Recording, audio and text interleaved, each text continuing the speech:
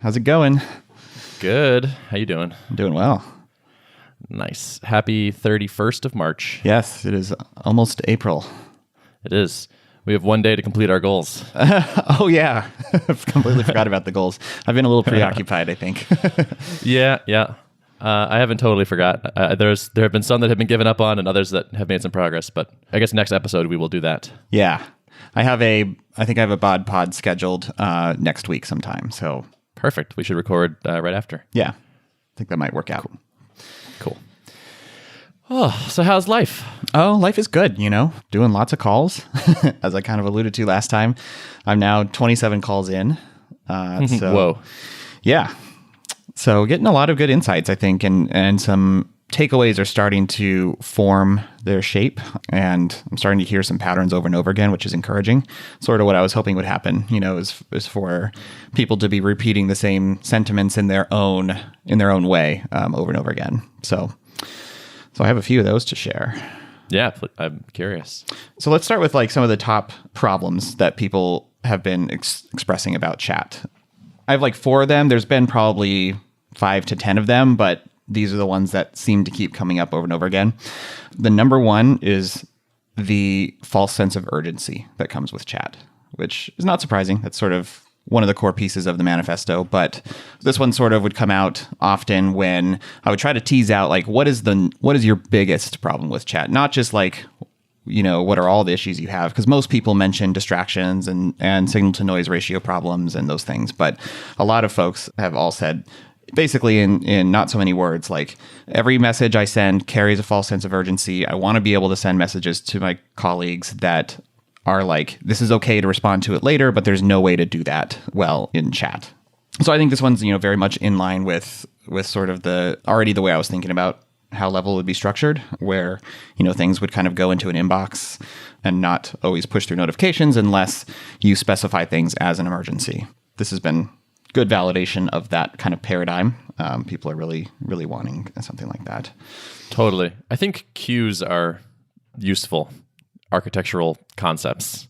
Being able to push things onto a queue and then have the consumer take it off at their own pace and disconnect those two things, I think is actually really valuable. And a chat is more not like a queue. It's like a interrupt. Yep.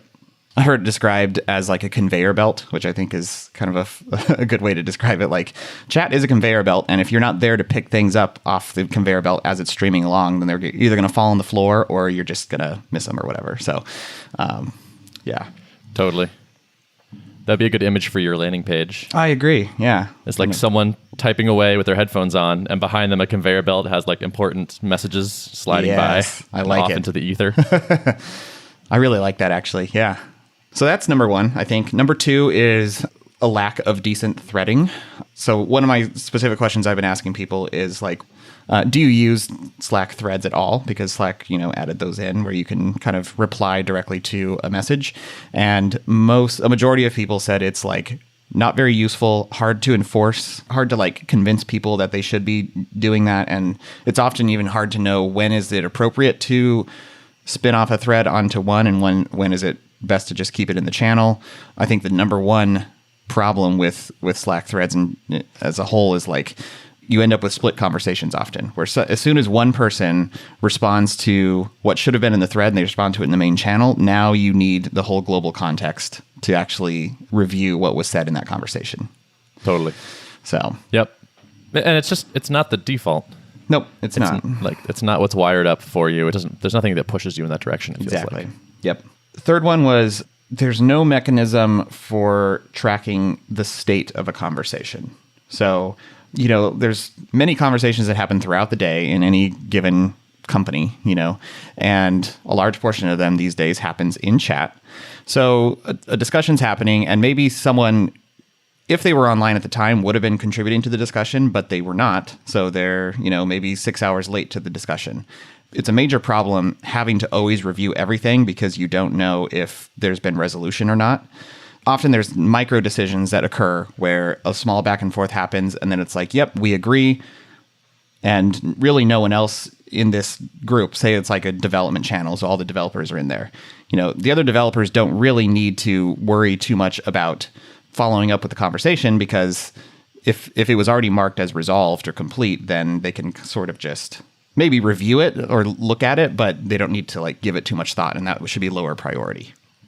This is sort of like one of the inspirations I've taken from a system like GitHub Issues, where you kind of have like an open closed state, and that's just another way of just keeping track of metadata around a conversation. That metadata thing is really interesting to me.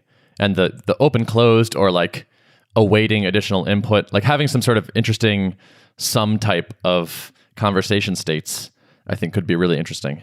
One thing that I've seen, like when I was working at Thoughtbot, there were a handful of people that were really good at like coming back to a thing and being like, so it seems like the decision here is this, or the current consensus is this. Can we agree that that is the consensus and, close this or try the next thing or move it to the next column or whatever? And it required some human discipline to sort of realize this is an open loop. Here's where it's at conversationally. Let's decide what the next state is. But if there were a little more structure around that, so you could see like what threads are there that are awaiting discussion that maybe even have me tagged in them. Yep, is really interesting.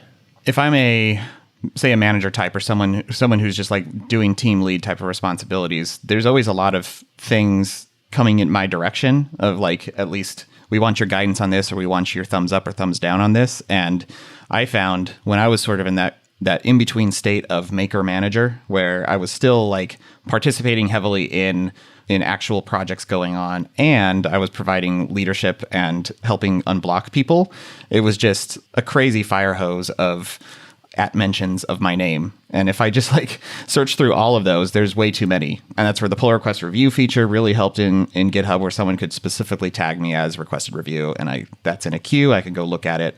That kind of thing would help tremendously for a conversation. If I'm subscribed to 100 open conversations at the time, and maybe 2 of them proactively are awaiting my response, someone should be able to tag that as we are awaiting Derrick's response here.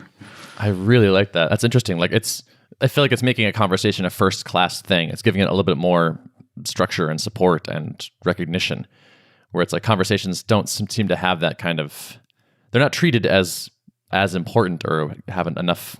I don't know. That's really interesting. I dig that. The trick here will be making the user experience not feel heavy, because I think you could swing too far in one direction where it's like, every time you start a conversation, it feels like I'm filing a ticket and there's all this metadata fields to populate. So I think it needs to have a very like smooth on-ramp where it literally just starts out as a text box with sane defaults on it. And then as the conversation carries on, if this turns into an important conversation, then we can start tagging people for requested follow-up, or maybe attach a due date to it or something. But by default, it should be as lightweight, almost as lightweight as a Slack message. Yep. That was my first thought as well. Or one of my responses is like, not every conversation will need that much ceremony. Right. So one of the interesting things that came up, several people have talked about trialing Twist, the Slack alternative from the makers of Todoist. And Twist feels very much, to me, like a better email. It looks a lot like an email inbox. It seems to be structured very similarly to email. I've heard several times like it just feels a little too heavy. Even requiring a subject line feels like too much. There's something to be said for like those little tiny micro details that just suggest that this requires a bit more formality or something and pushes too far towards the email direction that causes people to just not feel as comfortable using it. I mean, that is the thing about a chat box. Is like everyone gets it. Everyone understands how it works. It's very low ceremony. It's just add your thing to the stream. Yep. That's interesting. One of the problems with chat is that it's too easy for people to just fire things off, probably, like without a lot of thought, and put things in the wrong place. I mean, because chat doesn't have much structure. It's just channels. Well, as I think through the models of chat, which is everything in an infinite timeline in streams, and then email, which is everything comes with a subject line and a body and sits in an inbox, there's sort of an in-between, which is a little bit more like a Facebook feed, I guess, where you can post a message and it doesn't really carry a subject necessarily, although you could like put like a one-liner at the top that is the subject, and then you can attach things to it and you can provide other metadata, I guess. But really, it's just a post in a timeline that then can be replied to and spun off into a conversation. So I think that's kind of the direction I'm leaning is like, there's only so many ways you can structure these messages. It's either, subject and body, or just body, or a very small message in an infinite timeline, I think is kind of the three ways to bucket it. Interesting. How does this contrast to the stuff you're doing right now? Feels very explorative, and it seems like you're not settled on a direction exactly. You've pinpointed some problems and you are exploring the solution space, it feels like to me. How does this compare to the early days of Drip? Does it feel similar or not?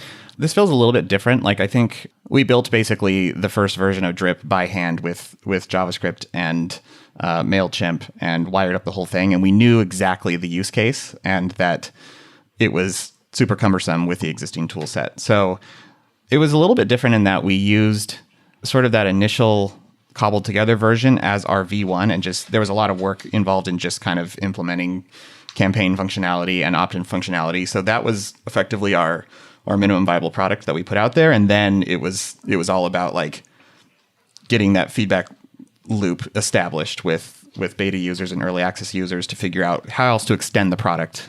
So it started with like a kernel of something known. My kernel of what I know here is a lot about the problems, but like how the exact solution should look is less clear to me. I think that's the main difference. Gotcha. I think you're right in that the tiniest interface details are going to matter a lot here, because it's something where you're sort of seeking specific behavior from people, and the little nudges that you give them, I think, are going to have a big impact.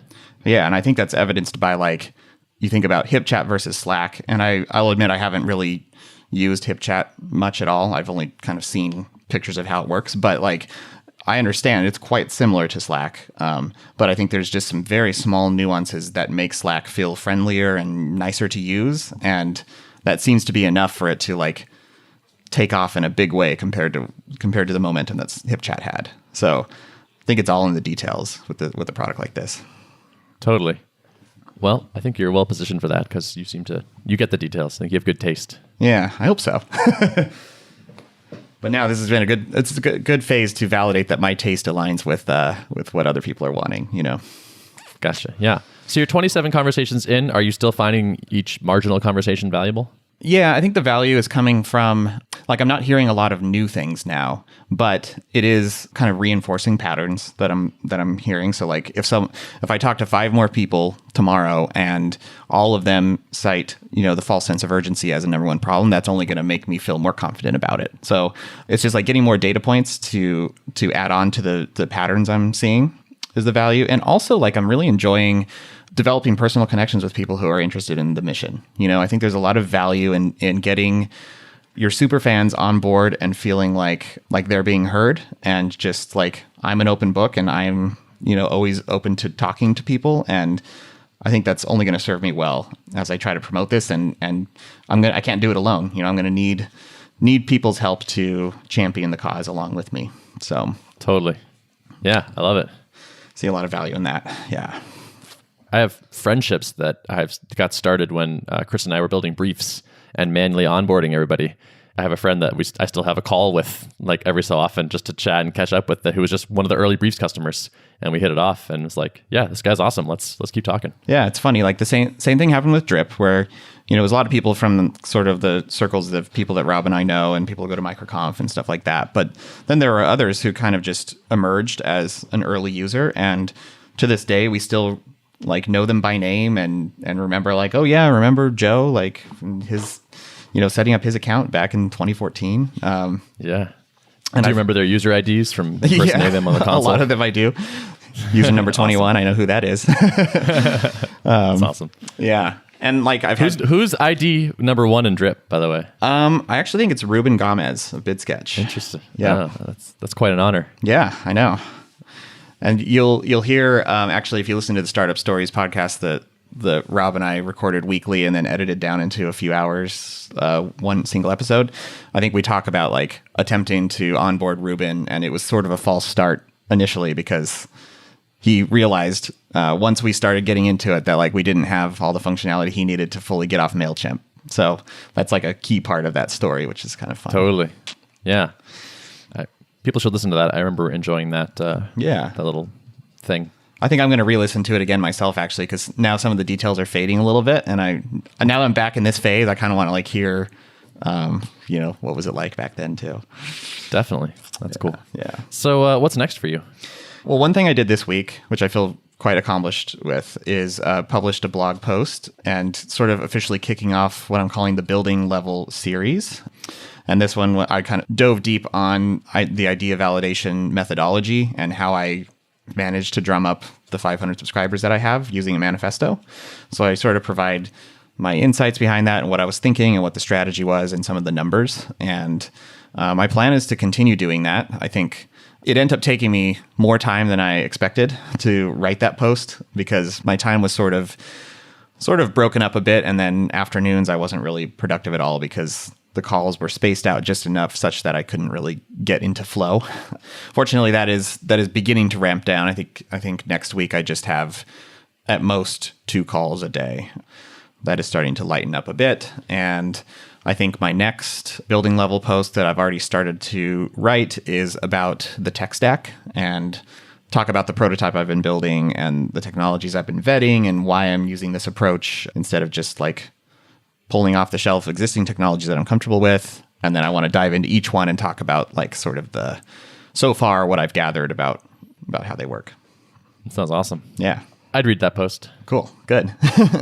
I emailed it to the list. I asked folks to like email me and let me know if they found it interesting. I don't want to, again, I want to be providing the kind of stuff that people are interested in. But so far on the calls, everyone has expressed obviously a willingness to talk anytime. And a lot of folks have said they love hearing about it on the podcast and on Twitter and stuff. So I think this is the kind of stuff people want to hear. So I want to, keep doing that.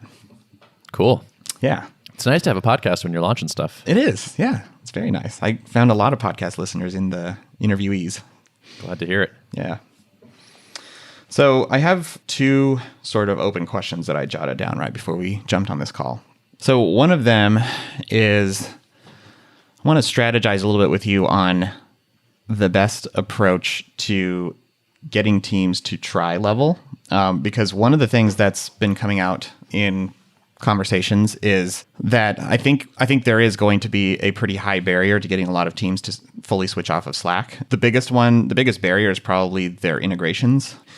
Some people have written custom code to push stuff into Slack, and some things just kind of they've fine-tuned over time, and allocating the actual time, maybe engineers' time to get that stuff switched over to a new platform is probably going to be a big ask for a lot of folks. So one of the things I'm thinking about is potentially trying to market this as something to try alongside Slack first. I sort of don't want people to think of this as a complement to Slack. I want it to be ultimately a replacement for Slack, but I don't know. What do you think? That was the first thing that popped in my head. Okay. That was exactly what I thought. It was like, well, don't try to unseat Slack at first. Think of this as the sort of narrow piece of the wedge, or figure out what that is. Figure out what the smallest thing that people could use it for and have a great experience that gets them to want to use it a little bit more. If you make it good enough, then you should hopefully see Slack abandonment as a natural side effect. But yeah, trying to go after Slack directly, companies adopt Slack as a group now, or they effectively have. Like I haven't used Slack anywhere where there wasn't everyone on Slack. And so you're going to have this like expectation from other teams that you are still available via this chat tool. So to say like, oh yeah, by the way, engineering is not on Slack anymore, it would be a non-starter, at least in the early days. Yeah. And so I wonder, like, I think one of the first pieces I want to try to think through is the first run experience of signing up for level, maybe even all the way down to like, what does the funnel look like to get them to click the button to start a trial of level? And I wonder if it's like part of that process is like, okay, so if you're starting to use this for your engineering team, say, then like, here are some suggestions on how to tweak your Slack settings so that you're not being interrupted all the time. I don't know, just like some way to educate people or just nudge them in a direction of, I want them to feel less distracted when using level. And if they still have all their Slack notifications on, that may not be fully evident for them, I guess. You know what I mean? Totally. Yeah. So you're hopefully at least helping them within the team using level. Yeah. Right. Mm-hmm. Like if engineers mostly communicate amongst each other. Right. And they're trying this out, that should help with that. That's true. It should cut down a lot, actually, because most of the time engineers are talking to their colleagues in their team. So that's a good point. And so hopefully what you see is people try it out and they're like, oh, this is better. I am less distracted. I feel like I'm in flow state more of the day and I have less anxiety around this communication tool. Man, I wish everyone else were just using this too. And then maybe you can say, well, hey, we have to work with marketing on this next project. Maybe let's invite them too. And then we'll use this for communication about this project. Yep. It's fun to think about onboarding and think about, I always go back to the first time I signed up for Stripe, and it was like, you literally clicked one button and it was like, okay, you're in your Stripe account. Like, hit this URL to like charge someone, or like drop this JavaScript on your page and boom, now you have a credit card form. I don't even know if you had to enter an email address, certainly not a password or a name or any of that stuff. And that was always felt so magical. People have talked a lot about sort of like the process of getting people like logged in and signed into Slack if you're not using single sign-on, I think can be a bit like cumbersome.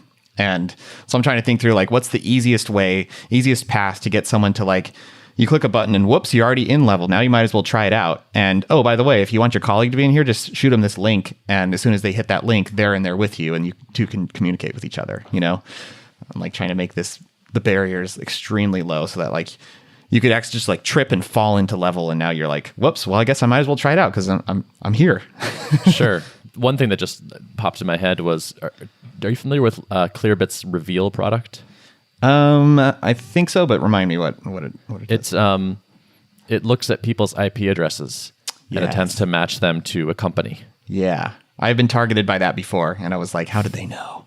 Yeah. So, I mean, like it's one thing to say like click right here and then you do and you're like, wow, I'm in level. This is interesting.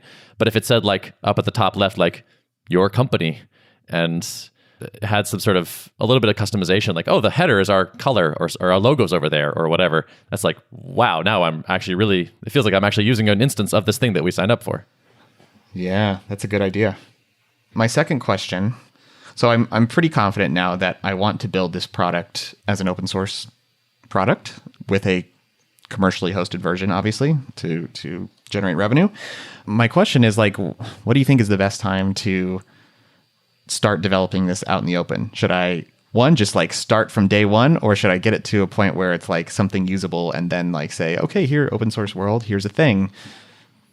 I bet you can guess what my answer will be. I think I already know. Yeah. So you and I have plans to pair a little bit on level after this. And my plan was to pitch you on recording that session. Yeah. I was sort of thinking the same thing, actually. I think we're on the same wavelength. I don't really think you can start too early. I think it's more exciting when it's early, actually. It's not like no one's going to be like, oh, you have a repo with a login screen. I want to use this. Like, you're not going to be at that point. But people will be like, oh, man, I can follow on this repo and watch how Derrick writes this thing. Or like, oh, man, these are the commits that Ben and Derrick did together. Like, I can watch them fiddle their way through the early days of a thing. Like I think people will enjoy that. I do too. I think so last night, that's what I was thinking about. I was like, you know what? Screw it. Let's just do it out in the open. And then I was thinking about the tech stack post that I'm composing, and it's like, it would be awesome to outline the tools, all the tooling I'm using. And it did take me a little while the first time I set it all up to get like Elm in a Phoenix repository with GraphQL set up and like the two talking to each other. Like there was a bit of like thought process involved with how to like pass authentication tokens and stuff like that. I was like, wouldn't it be cool if I could build up kind of the foundations of that and then say like, here's perhaps a separate repository, or maybe just like tag a commit in the level repository and say like, here's my like fresh working Phoenix app with Elm in it with GraphQL, and they're all like, everything's talking to each other. So feel free to use this as a jumping off point, if you want to play around with this stack. Totally. Yeah. I mean, given that your initial niche is developers, yeah, I don't think you can start abusing your status as developer too soon. Yeah. It's like you can make bait that other people can't make. Right. Which is like, want to watch us pair on a thing, or want to see this interesting tech stack, or want to see a commit where I discovered a bug. Like that stuff I think is part of your advantage right now. Yeah. Totally. Cool. Well, that's good. Thanks appreciate your validation on that. Totally. Yeah. Definitely. I just have a quick update. Yeah. Which is I actually decided not to speak at MicroConf this year. Oh, did you? Okay. I talked about it with a bunch of people. And by the way, having a little like pseudo board of directors to talk to is maybe the best thing ever. Yeah. I have a few people in my like core circle who I respect a lot and trust a lot. And you're one of them, but there are others. And I like to float like bigger decisions by people. And it's just so nice to be able to get some perspective there. But my overall takeaway was just kind of like my gut tells me to not do it this year. I think the best question I got asked was like, I'm confident you will do a good job of this. You're definitely capable of doing it. But is this the thing you want to focus on for the next month or so? Like, do you want to spend the time on this particular thing? And the answer to me was like, actually, not quite right now. I feel like there are other things I want to resolve and make progress on and think about that are a little bit higher priority. And I've been thinking a lot about this sort of like aphorism, which is saying no to something is saying no to one thing. Saying yes to something is saying no to everything else. And I've heard that a million times, but it's really I've been feeling it more viscerally lately. And like noticing when I'm like, oh yeah, because I agreed to have coffee with this person this day, like nothing else is going to happen this morning. It seemed like a harmless coffee invitation in my inbox a couple weeks ago, but now I'm realizing like that's like nothing else will happen during this time. And so I'm trying to be a little bit more aware of that. And speaking at MicroConf is great, and I think would have some positive things. And it's hard to turn down that. Like it was such an honor to be asked again, but I could just kind of feel it in my body. I was like, I shouldn't do it. Like, hopefully, I would love to get asked again. I would love to do it when I have a burning idea for a thing that I think would make a great talk, as opposed to feeling like I need to extract a great talk out of something. I declined and honestly felt like pretty good about it. I was like, I think I feel solid about that decision. That's good. I mean, there's something to be said for trusting your gut. And it seemed like even last time when we talked, like I could figure out ways to help you justify doing it. But it seemed like your gut instinct was like, I don't think this is the right time. And then I totally resonate with the saying yes implicitly says no to a lot of things, because that's what I've been experiencing with all these calls I'm doing, and I definitely feel like they're high value, but I know I can see the time penalty that I'm paying to do them, and all the other things that I'm not getting done that I could be if I weren't doing these calls. So yeah. Yep. Yeah. I had like a quick tinge of FOMO or something the other day, but other than that, I've been feeling pretty good about that decision. It's like, yeah, I think I'm making slightly more mature decisions in a certain way, where like I feel like really understanding that like yes versus no thing has been helping me a lot on a couple different fronts, and so I want to keep that in mind. It feels like a really useful thing to just have top of mind. Yeah, and I think like as you get further into your career and you get more people know who you are, you have more interesting things to share with the world. Like the world's going to want to continue to ask of you to use your time for a lot of different things. And I think so, like early days, like there's a lot of value in saying yes to everything, every opportunity that comes your way. But at a certain point, you have to start then like saying no to more and more things. And I think that only continues to progress that way. Yep. There's another Derrick that has a great post on this. Oh, yeah? Derrick Sivers has a post. I think it's called like fuck yes or no. Yeah. It's something like that. Or hell yes, I don't know, some sort of thing. I did not invent this idea by any means. People might want to read that if they want to see a little bit more on that. But so now the open question to me is actually, should I still go to MicroConf? So I bought a ticket for growth a while ago because I was like, hey, I'm working on my own full-time thing. My business is supporting me. I'm a growth person. And now it's like, well, I'm working on a business that supports 20 people full-time, but in a different way than I was before. There are a lot of people I want to see.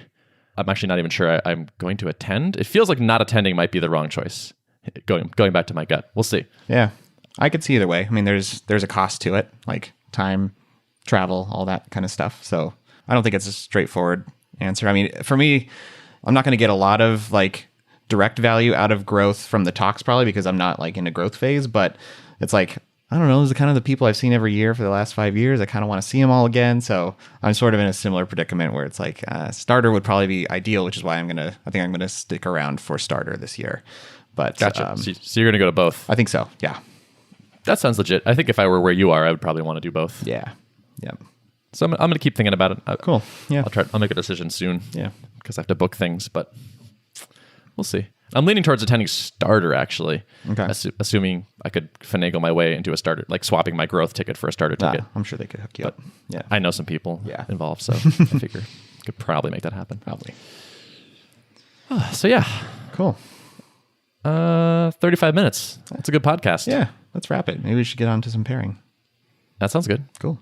Where can people find the show notes for this episode? People can find the show notes at artofproductpodcast.com. Thanks for listening. Thanks.